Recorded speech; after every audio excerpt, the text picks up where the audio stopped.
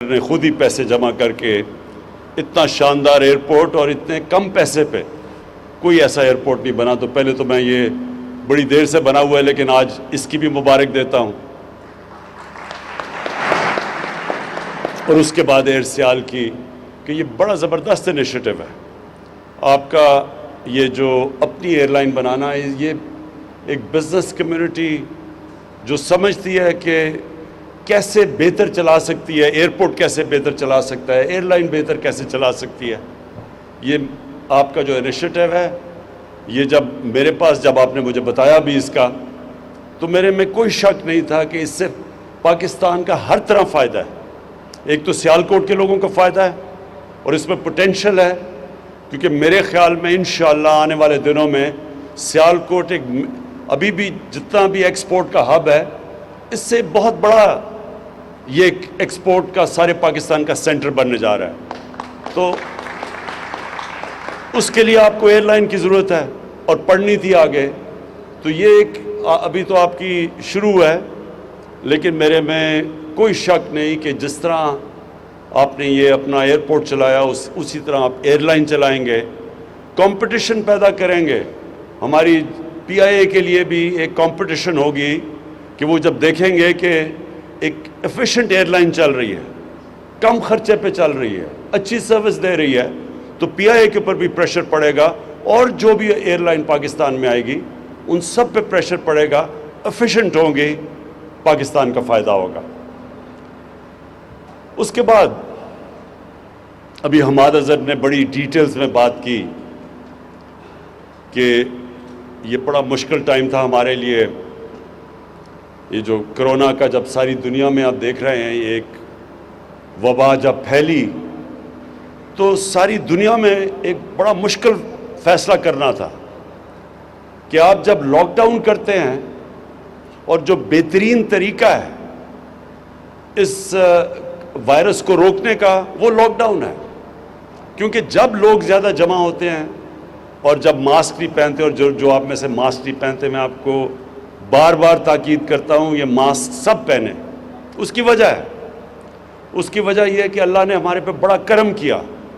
جو پہلے ویو کے اندر پاکستان جس طرح کرونا وائرس سے نکلا ہے, ہماری کوشش تھی, عوام نے ہمارے ساتھ پوری طرح تعاون کیا اور پھر اللہ کا کرم ہوا کہ ہم آج جو نکلے ہیں. جس طرح حماد نے کہا WHO نے کوئی 7 ملک بتائے ساری دنیا میں جو سب سے بہترین طریقے سے کرونا وائرس سے جنہوں نے نیگوشیٹ کیا, نیویگیٹ کیا کہ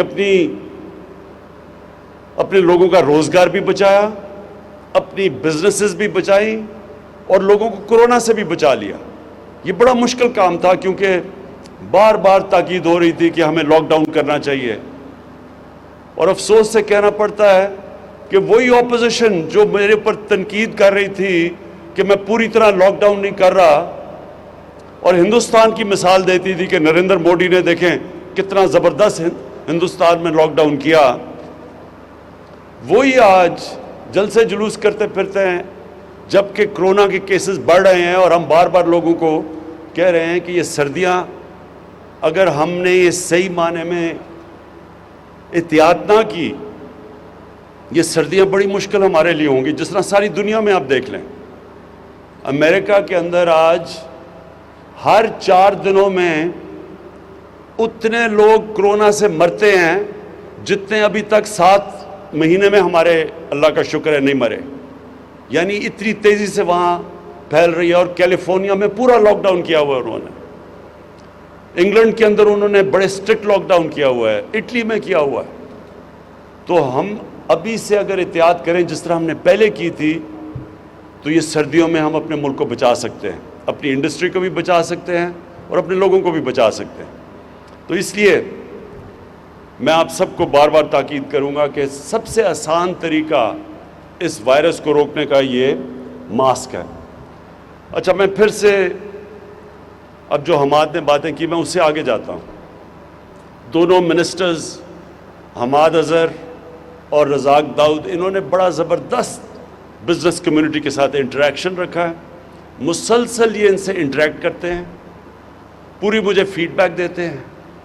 جو بھی بزنس کمیونٹی کے پرابلمز ہیں وہ ہمیں بتاتے ہیں، اور ہماری پوری کوشش ہے کہ بزنس کمیونٹی کو پورا انکریج کیا جائے تاکہ پاکستان میں پھر سے انڈسٹریلائزیشن شروع ہو۔ آج سے 50 سال پہلے 60s کی دہائی میں پاکستان نے سب خطے میں سب سے تیزی سے انڈسٹریلائز کر رہا تھا۔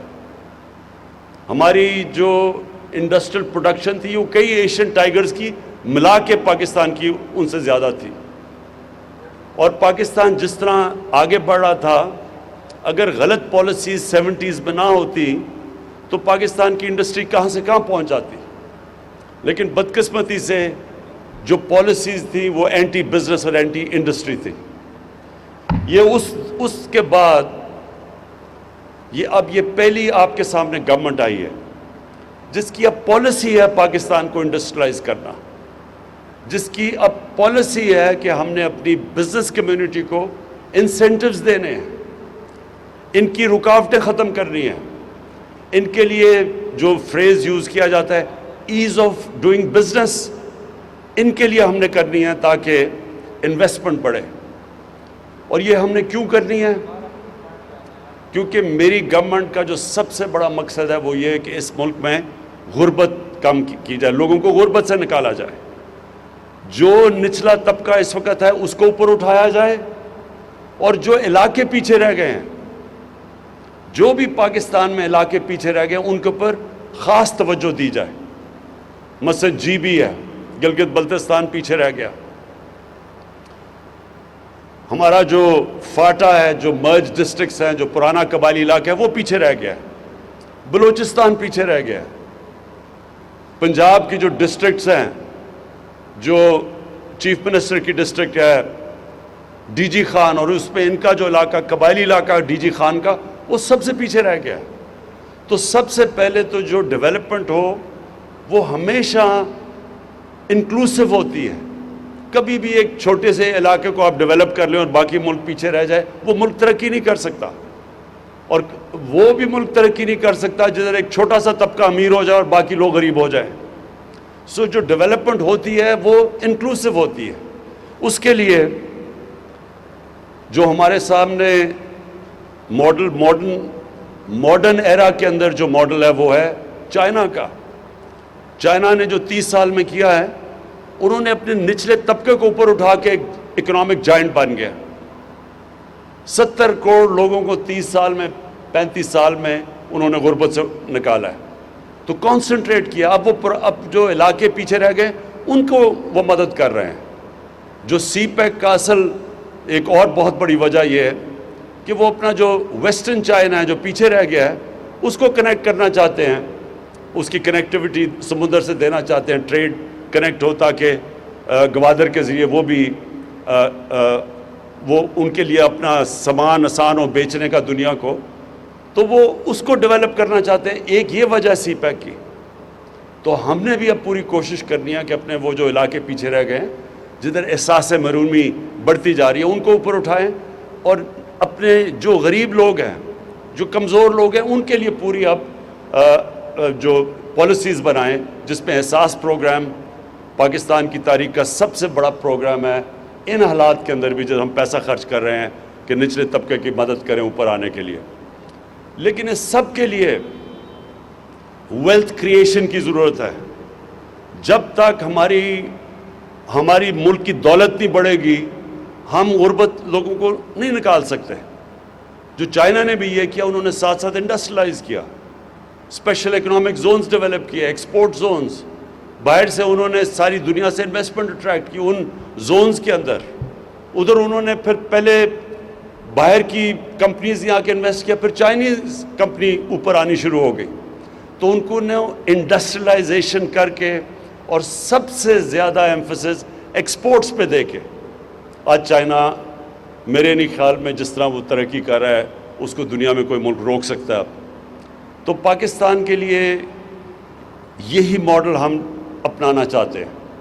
ہماری کوشش ہے کہ اب جس طرح سیالکوٹ کی انڈسٹری کی ہم پوری مدد کریں، ہر قسم کی آپ کو فیسلٹی دیں، جتنی آپ انڈسٹریلائز کریں گے سیالکوٹ کا تو فائدہ ہوگا، سارے پاکستان کا فائدہ کریں گے.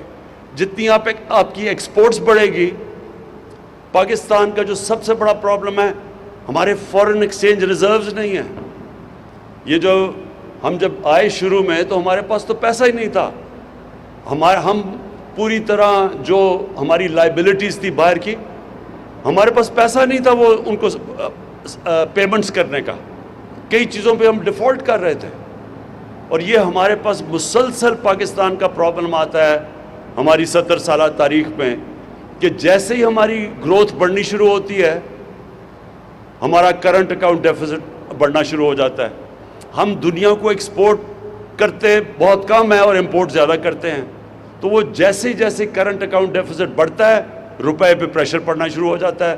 اور روپے پہ پریشر پڑتا ہے، جب روپیہ گرتا ہے تو سب سے بڑا اس کا پرابلم ہوتا ہے مہنگائی آ جاتی ہے پاکستان میں، ساری چیزیں مہنگی ہو جاتی ہیں. تو ہمارا جو امپورٹنٹ چیز ہے سارے ملک کو ریئلائز کرنا ہے کہ ہم نے اپنی ایکسپورٹس بڑھانی ہے. اور ایکسپورٹس کے لیے یہ ملک کی ضرورت ہے کہ ہم سیالکوٹ کی مدد کریں. اور سیالکوٹ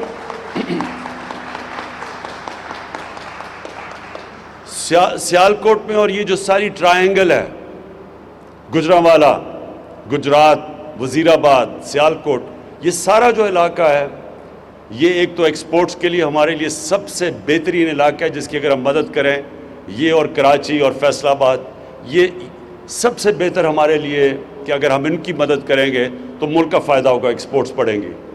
اور دوسری چیز کہ اسمال اور میڈیم انڈسٹری سب سے زیادہ روزگار دیتی ہے ملک میں. ہمارا یہ بھی بہت بڑا مسئلہ ہے. ہمارے پاس ایک نوجوان آبادی ہے اور ہمیں مسلسل ان کے لیے نوکریاں کریٹ کرنی ہیں، اور وہ نوکریاں انڈسٹری سے ہوتی ہیں، اور خاص طور پہ اسمال اور میڈیم انڈسٹری. اس کے لیے میں آپ کو صرف یہ آج بتا دوں کہ حماد اظہر اس کو ہیڈ کر رہے ہیں، اور اب میں پرائم منسٹر آفس کے نیچے ہماری اب پوری کوشش ہے کہ جو مشکلات، رکاوٹیں اسمال اور میڈیم انڈسٹری کو ہیں وہ اب پرائم منسٹر کا آفس اور اس کے نیچے یہ حماد پوری ٹاسک فورس، پوری کوشش یہ ہے کہ اب ہم رکاوٹیں ان کی دور کریں، آسانیاں پیدا کریں اپنے اسمال اور میڈیم انڈسٹری کے لیے. اور میں جو آج اناؤنس بھی کروں گا بعد میں جو ہماری اگلی فنکشن ہے، کہ یہاں ہم ایک state of the art university بنا رہے ہیں. ایک ہم نے بنائی تھی جو ہماری گورنمنٹ کی، یہ پختونخوا میں جب ہماری گورنمنٹ تھی، بہت بڑی اچیومنٹ ہے. ہری پور میں ہم نے ایک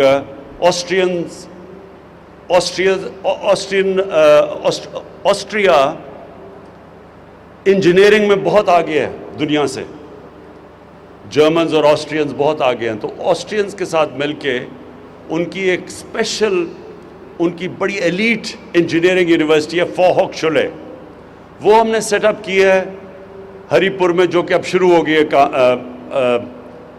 4 سال لگے ہمیں، وہ اب شروع ہو گئی ہے. اور اس کے اندر اپلائیڈ سائنسز اور انجینئرنگ وہ ایک ایسا سینٹر بنا ہے جو انٹرنیشنل لیول کا، جو ہمیں شدید ضرورت ہے اس ملک میں انجینئرز پروڈیوس کرنے کی، quality I T professionals, artificial intelligence, یہ نئی جو ٹیکنالوجیز آ رہی ہیں. تو ٹیکنالوجی کے اوپر بیس وہ جو ہری پور میں یونیورسٹی ہے، اسی کی طرح کی یونیورسٹی اب ہم ریپلیکیٹ کر رہے ہیں انشاءاللہ یہاں سیالکوٹ کے اندر. اور وہ آپ کی سارا جو یہ انڈسٹریلائزیشن کی مدد کرے گی، یہ کوالٹی انٹرنیشنل سٹینڈرڈ کی اپلائیڈ سائنسز اور انجینئرنگ کی یونیورسٹی اور ٹیکنالوجی کی یونیورسٹی. تو آخر میں صرف آپ کو ایک چیز اشور کرنا چاہتا ہوں. یہ جو میں آپ کے پاس آیا ہوں اور آپ کو کہہ رہا ہوں کہ پوری طرح اپنی انڈسٹری کی ہم مدد کریں گے، اور سیالکوٹ کی وہ بزنس کمیونٹی جس میں وائبرنسی ایسی ہے کہ وہ اپنی سڑکیں بھی بنا لیتے ہیں، اپنے ایئرپورٹ بھی، اب اپنی ایئر لائن بھی بنا لی ہے، ان کی اب ہم آپ کی پوری طرح مدد کریں گے. ہر طرح آپ کی مدد ہوگی. کانسٹنٹلی آپ سے، ابھی میں نے 2 ہفتے کے بعد آپ سے مل رہا ہوں، اس سے پہلے آپ نے حماد کو اور رزاق داؤد کو بتانا ہے کہ کیا کیا آپ کے ایشوز ہیں. وہ ہم آپ کو جو میرے سے میٹنگ ہوگی انشاءاللہ اس میٹنگ میں بیٹھ کے سارے آپ کے ایشوز جو FBR سے ہیں, جو اسٹیٹ بینک آف پاکستان سے ہیں, جو یوٹیلیٹی کمپنی سے ہیں, وہ سارے انشاءاللہ ایک ہی وقت پہ ہم بیٹھ کے آپ کے سارے ایشوز حل کریں گے. اور میں سیالکوٹ کو آخر میں یہ کہنا چاہتا ہوں کہ جو انشاءاللہ ہم اپنا جو لوکل گورنمنٹ سسٹم لے کے آ رہے ہیں, ہمارا جو لوکل گورنمنٹ سسٹم ہے اس کے اندر شہروں کو ہم سٹی گورنمنٹس لے کے آ رہے ہیں, اور پہلی دفعہ پاکستان کی تاریخ میں جو سٹی گورنمنٹ بنے گی وہ ڈائریکٹ الیکشن سے میئر الیکٹ ہوگا. یہ جس طرح کے لنڈن میئر ہوتا ہے, جس طرح کے پیرس میں ہوتا ہے, جس طرح نیو یارک کا میئر ہوتا ہے, اسی طرح ایک ماڈرن میٹروپولیٹن سٹی کا ایک سیٹ اپ لے کے آ رہے ہیں. کیونکہ یہ جو آپ کے مسئلے ہیں, میونسپل مسئلے, سڑکیں, گندگی, یہ تب تک نہیں حل ہوں گی جب تک ایک ماڈرن ایک میٹروپولیٹن سٹی کی لوکل گورنمنٹ آپ کی نہیں بنے گی. یہ پہلی دفعہ پاکستان کی تاریخ میں ہم الیکشن کروائیں گے انشاءاللہ اپریل کے بعد. ڈائریکٹلی الیکٹڈ میئر ہوگا, اور وہ میئر وہ لوگ الیکٹ کریں, آپ کے شہر کے وہ لوگ کریں گے جس میں ایڈمنسٹریٹو کیپبلٹیز ہوں گی. وہ پھر اپنی ٹیم لے کے آئے گا. وہ ٹیم ایسی ہوگی جس کے اندر ہر قسم کا شعبہ ہوگا کہ پانی سیالکوٹ کا کیسے مینیج کرنا ہے اگلے 15-20 سال تک, اس کے سیوریج سسٹم کیسے ٹھیک کرنی ہے, سڑکیں, سارا کچھ ایک سٹی گورنمنٹ پورا ایک ہی امبریلا کے نیچے ہوگی. تو آپ کو پھر جانا نہیں پڑے گا کہ پنجاب جائیں اور لاہور جا کے اپنی وہ اپنی درخواستیں لے کے جائیں. یہیں بیٹھ کے آپ اپنی خود شہر چلائیں گے. تو اگر جو اپنے ایئرپورٹ بنا سکتے ہیں, جو اپنی ایئر لائن بنا سکتے ہیں, سڑکیں ابھی بنا سکتے ہیں, تو اس سسٹم میں آپ کو پوری طرح موقع ملے گا سیالکوٹ کو ایک ماڈرن سٹی بنانے کے لیے. میں آخر میں آپ سب کا شکر گزار ہوں, مبارک دیتا ہوں ایئر سیال کو. انشاءاللہ یہ بگننگ ہے. سنا تین ابھی آپ کے پاس جہاز ہیں, 3 لیز کیے ہیں. تو انشاءاللہ جو آپ کی میں انتھیوزیازم دیکھ رہا ہوں, مجھے کوئی شک نہیں کہ یہ پوری پاکستان کے لیے ایک مثالی ایئر لائنز بنے گی. بہت بہت شکریہ.